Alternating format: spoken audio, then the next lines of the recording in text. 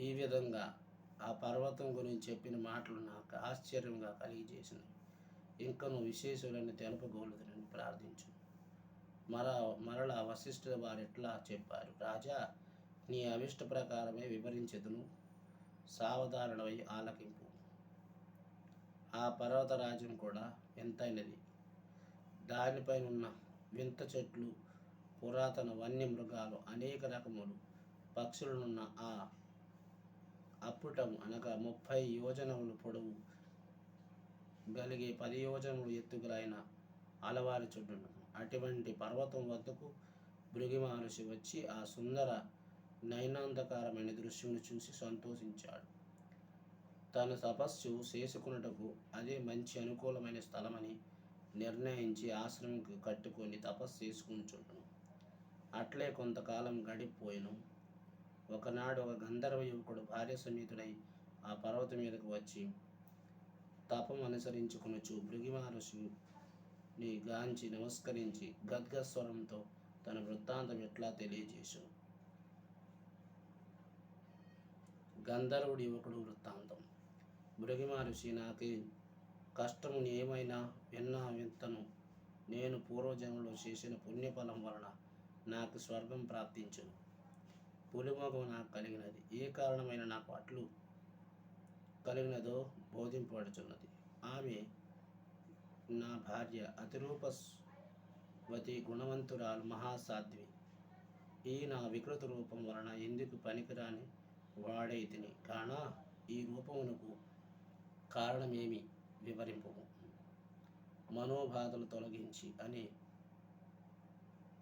పరిపరి విధములుగా ప్రార్థించును. భృగు మహర్షి గంధర్వుని దీనాలపలను ఆలకించి అతని వృత్తాంతం వినగానే ముని హృదయం కలిచివేసినది. ఆ గంధర్వునికి ఎట్లనైనా తన శక్తి కొలది సాయం చేయవలని నిశ్చయించుకొని ఇట్లా అన్ను, ఓయి గంధర్వ కుమార, నీవు అదృష్టహీనుడు. అదృష్టహీనత వలన నీకు కష్ట దశ కలిగినది. పాపం, పేదరికం, దురదృష్టం అనే మూడును మనుషుడు కృంగి ఉండినని ఈ మూడింటిని నివృత్తి చేసుకుని వలన మాఘమాస స్నానం పరమ ఔషధం.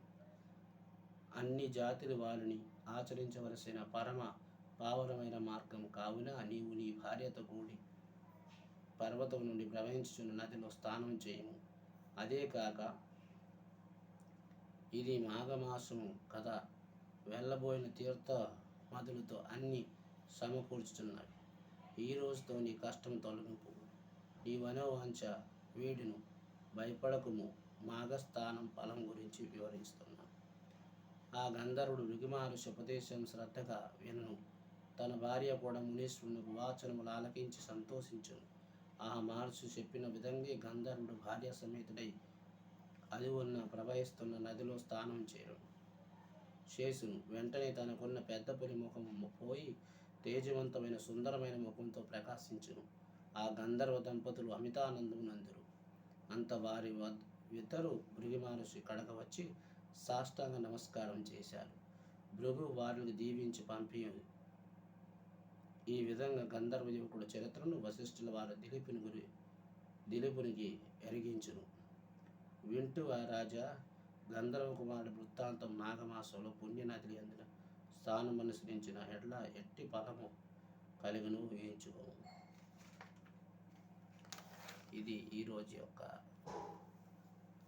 మాఘమాసం 3వ అధ్యాయం సంపూర్ణం.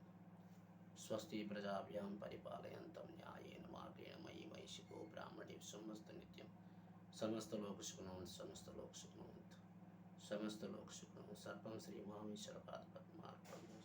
స్వస్తి.